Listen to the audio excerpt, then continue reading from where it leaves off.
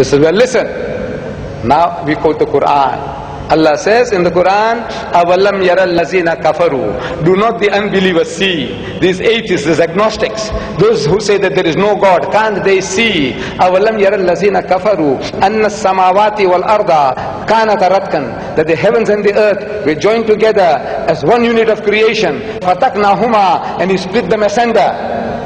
And the biologist, you ask him, where does life originate? He says in the sea, in the water, in the mire. Where did you get that from? He said, no, it's our discovery. When did you make the discovery? He said, yesterday. Because 50 years is yesterday in the history of man. So an illiterate man in the desert, he couldn't have known this. He said, never. Well, listen. Allah tells us through Muhammad, He said, وَجَعَلْنَا مِنَ الْمَاءِ كُلَّ شَيْءٍ حَيٍّ. And He has made from water every living thing. أَفَلَا يُؤْمِنُونَ. Will you then not believe? You atheist, you agnostic, you man of science, will you not believe? He said, look, where did Muhammad get all these ideas from? Plant life, animal life, vegetable life, every life, he says, has got pairs. 1400 years ago, in the desert, this man is talking. Where did he get the idea from?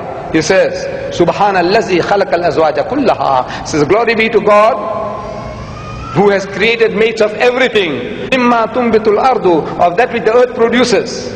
Wa min anfusikum, and from among yourselves, of the animal kingdom. Wa mimma la ya'lamun, and of the things that you know not.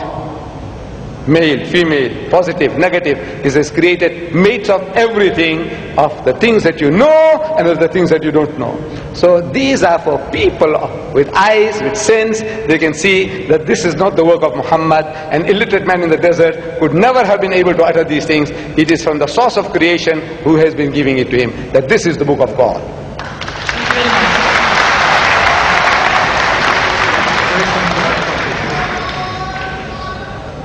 Ladies and gentlemen, we unfortunately have just about a minute left of question time. All good things have to come to an end, so we can only accommodate one further question. Mr. Didan, I have impression that my question has been misunderstood. I didn't want to challenge you or to hurt you. I just wanted to ask you for some advice for a person who doesn't believe. I just wanted also to ask you for advice, because I am not a believer. I would want to believe in Islam, but I just want some advice. Yes,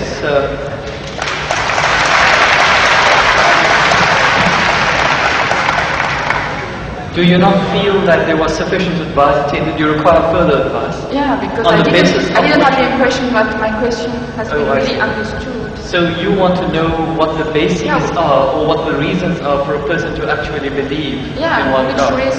Which advice would you give to a person who is a non-believer? See, number one, we have to realize that there is a necessity for belief.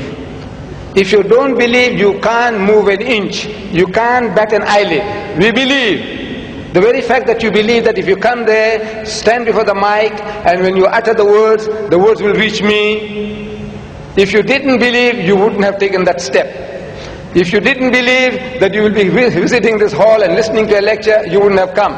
So belief is fundamental, is basic to any move that you make. Now, without belief in what? That there is a creator. Number one, that somebody made this machine. Man, woman, he made it. And that this machine is not given without instructions. Every machine carries with it instructions. Never mind how simple that mechanism is, you get instructions. Your washing machine, your hair dryer, your motor car, anything, everything, you need a book of instructions. This most complicated mechanism, the human being, created and left without instructions? He says, no. He has to be given instructions. And God Almighty, we believe that there is a creator, and this creator, through his messengers, one of us, he has been conveying those messages to us, directions, instructions to us.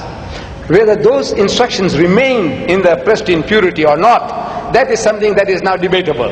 But the instructions were given, and it is through those instructions alone can man find ethics, can man find morality. Without these instructions, there is no ethics and there is no morality. Man, being an animal by nature, he will behave like animals.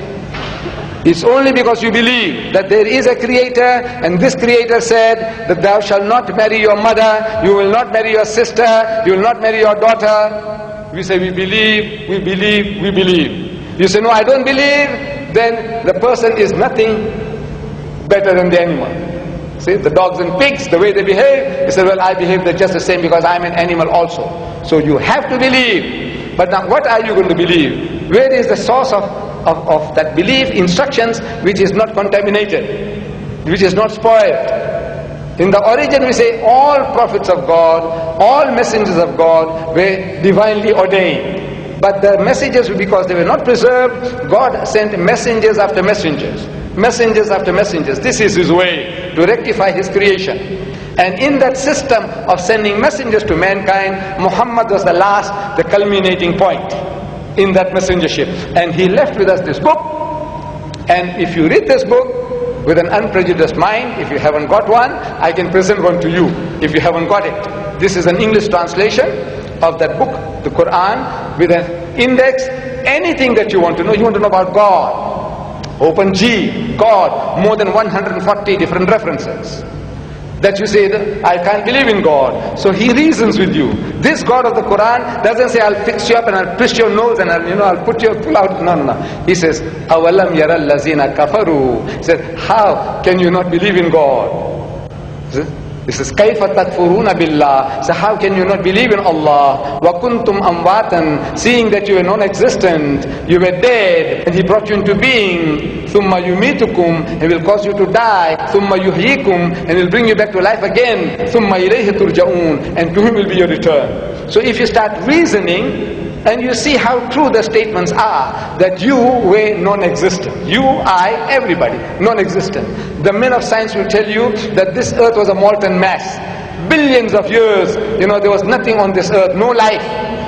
The thing was all boiling. And the vapors went up and came down, and the vapors went up and came down, and over a period of millions of years, it started to cool. And then life started to germinate, and so on and so on. So there was a time when mankind was non-existent, and God brought you into being. Very true. And now you're going to die. But that is not the end. There is something we knew, which is other than the body, that real you. Now that real you, which is the driver of this body of yours, will be made to account for your actions. It's only natural that this person, like Hitler, look, he got away with it. He incinerated 6 million Jews. On account of him, 40 million people died in the Second World War. He's just going to get off scot-free? If he says, no, I don't believe, and there's nothing there on the other side, that means he's free, finish. No. He will have to account for his deeds. Everyone will have to account for his or her deeds. It is a natural, sequence of our attitude and behavior. And this book explains all that. If you haven't got one, this book is yours. If you haven't got one. You got it?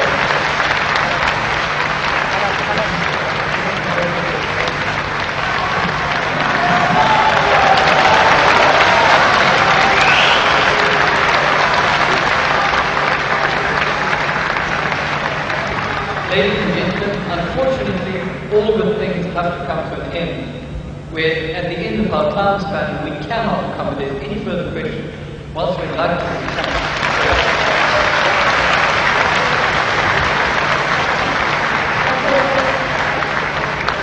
Ladies and gentlemen, if a single one of us has acquired some knowledge by being present here, then the goal and the purpose of this meeting has been achieved.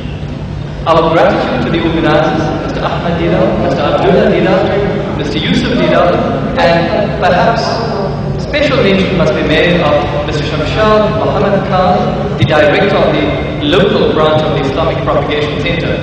But not to forget, very, very significantly and perhaps most important, thank you, the honored members of the audience.